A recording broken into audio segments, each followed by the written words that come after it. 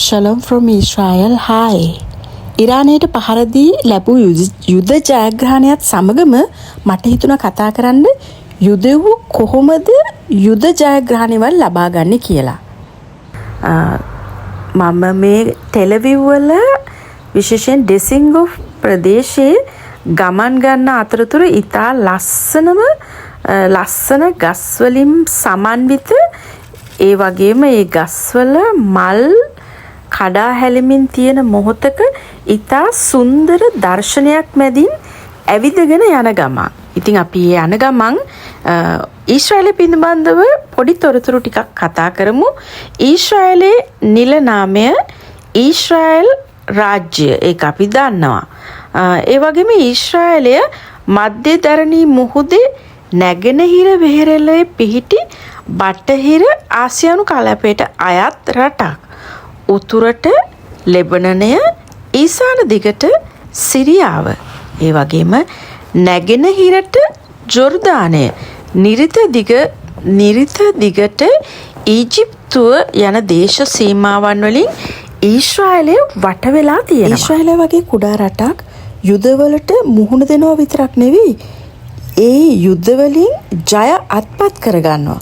කොහොමද මෙතරම් මේ යුද ජය අත්පත් කරගන්නේ? ඒ විතරක් නෙවෙයි, ඊශ්‍රායලයට නිදහස් රටක් ලෙස බිහි වුණ දා පටන් බොහෝ යුද්ධවලට ඔවුන් මුහුණ දුන්නා. රැඳී සිටින මා සමග අපි ඊශ්‍රායලයේ යුද ජය අත්පත් කරගන්නේ කෙසේද කියා ඔබ සමග කතා කරන්න යනවා. නිසකවම ඔබ භවිතයට පත්වනු ඇත. වසර දහස් ගණනක පිටුවහල් කිරීම් වලින් පීඩාවට පත්වෙච්ච මේ යුදෙව් ජාතිකයින් 1948 ඊශ්‍රායලය නිල වශයෙන් යුදෙව් ජනතාවට ස්වාධීන රාජ්‍යයක් ලෙස ප්‍රකාශයට පත් කරා.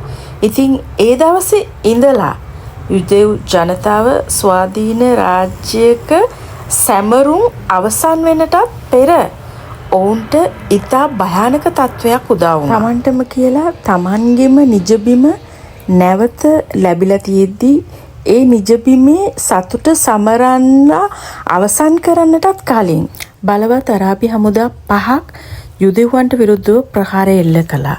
ඒකින් ඊජිප්තුව ජෝර්දානය දකුණු දිශාවෙනුත්, සිරියාව නැගෙනහිරනුත්, ලෙබනනය උතුරනුත්, ඒ වගේම ඉරාකය ජෝර්දාන දෙසෙනුත් යුද පිටියට එකතු වුණා. ඒ වෙන විට අරාබිකරයේ සෙනග මිලියන 40කට අධික ප්‍රමාණයක් ජීවත් වුණා. ඊශ්‍රායලයේ ලක්ෂ 6ක් පමණයි ඒ වෙන විට සෙනග හිටියේ.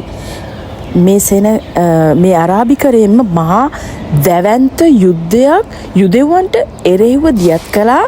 ඔවුන් යුද ටැංකි සහ ඒ වගේම අහස් යානා ඉතා බලගතු යුද්ධයක් ප්‍රකාශ කරලා තිබුණා. මේ වෙන විට යුදෙව්වන්ට නාවික හමුදාවක්වත්, ගුවන් හමුදාවක්වත්, පාබැලණියක්වත් කිසිම හමුදාවක්වත් ඔවුන්ට තිබුණේ නැහැ. ඒ වගේම ඔවුන්ට කිසිම පුහුණුවක් තිබුණේ නැහැ. මේ වෙනකොට හෝලිකෝස්ට් සර්වයිවර්ස්, හිට්ලර්ගෙන් ගැලවිලා නිදහස් වෙලා ආපු සෙනගත්, ඒ වගේම නාට්සි ඩෙඩ් කැම්ප් වලින් පැමිණි සෙනගත්, ඒ වගේම ගොවිපළවල තරුණයනුත් ඉගෙන ගන්න ළමුණුත් මේ වගේ අය තමයි යුදෙව් දේශයට පැමිණිලා හිටියේ.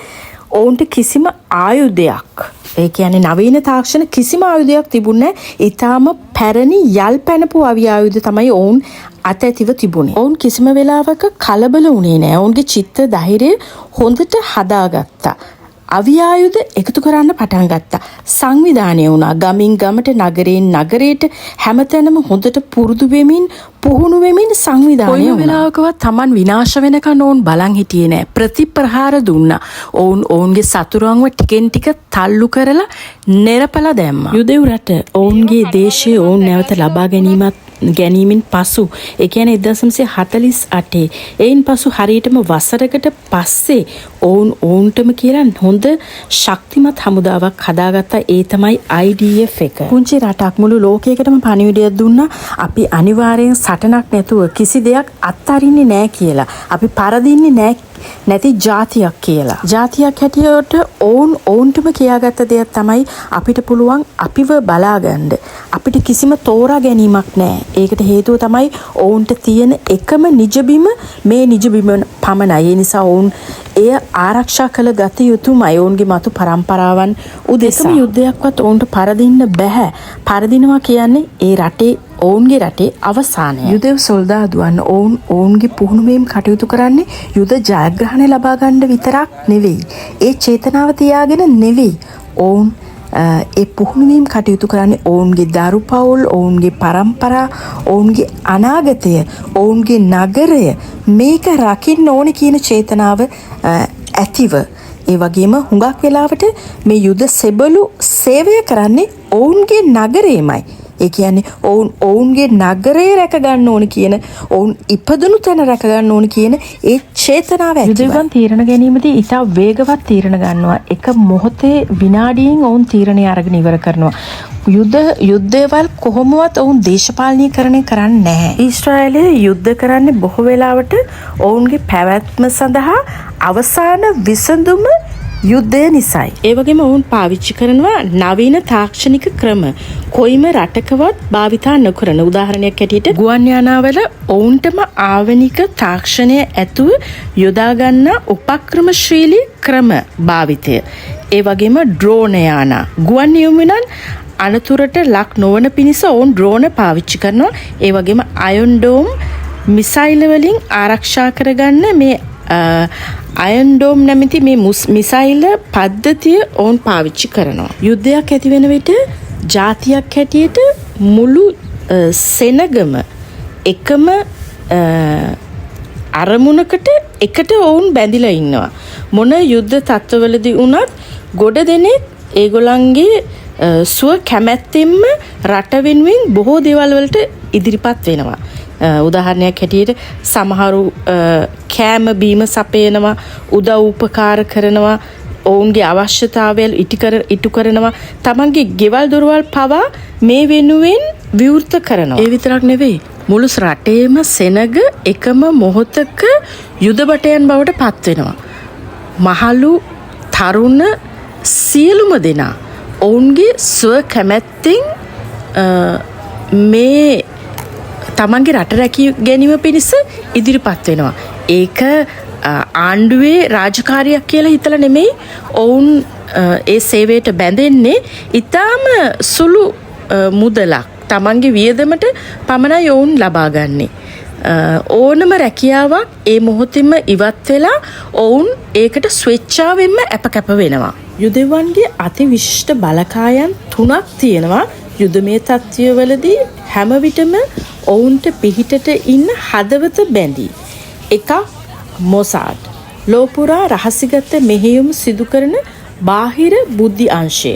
අනිත් එක ෂින්බෙට්, අභ්‍යන්තර ආරක්ෂක පෙරමුණ. අනිත් එක මෑන්, යුද පිටියේ සටන් වදින රණවිරුවන්ට උපකාර පිණිස මේ අංශය තියෙන්නේ. විශේෂයෙන් බුද්ධිමය තොරතුරු රැස් කරලා ඔවුන්ට උපදෙස් දෙන විශේෂ බලකායක්. මුළු අරාබිකරයේම බලවත්ම දැවැන්තම යුද ශක්තිය එකතුව තියෙන්නේ ඊශ්‍රායලයේ. ඒ විතරක් නෙවෙයි, ඒක ලෝකයටත් දෙවනි වෙන්නේ නැහැ. බුද්ධිමය අතින් ගත්තත් ලෝකයේ අති දැවැන්ත රටවල් වලට නොදෙවනි වෙන ජාතිය යුදෙව්වයි. දෙවියන් වහන්සේගේ තෝරගත් මේ ජනතාව යුදෙව්ව ගැන තවත් ඉතා වටිනා විස්තර රැගෙන අලුත්ම වීඩියෝ එකකින් ඔබ වෙත එන බලාපොරොත්තුවෙන් ඔබට සමු දෙනවා. මාව සබ්ස්ක්‍රයිබ් කරලා නැති කෙනෙක් ඉන්නවා නම් channel එක සබ්ස්ක්‍රයිබ් කරලා like එකක් කමෙන්ට් එකක් තියන්නත් අමතක කරන්න එපා. ඔබට යේසු පිහිටයි. ගෙහින් එන්නම්.